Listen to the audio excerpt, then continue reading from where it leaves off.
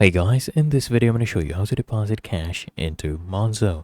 First thing I want you to do is launch up the app, come here, tap on add money, and then what I want you to do is come here and choose your bank, or what you could do is click here on see all banks. If you don't have it listed here, you have these other options as well.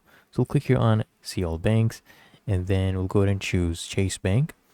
And now what I want you to do is just enter the amount you want to go ahead and deposit.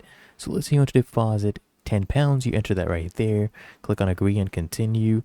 And then what I want you to do is just come here and click on just transfer £10. Of course, you can go ahead and set up limits and transfer this one as well.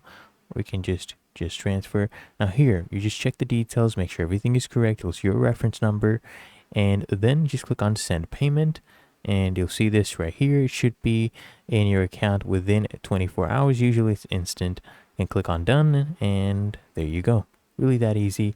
Found this helpful, make sure you smash that like button and subscribe to Quick Fix. I'll see you in the next one.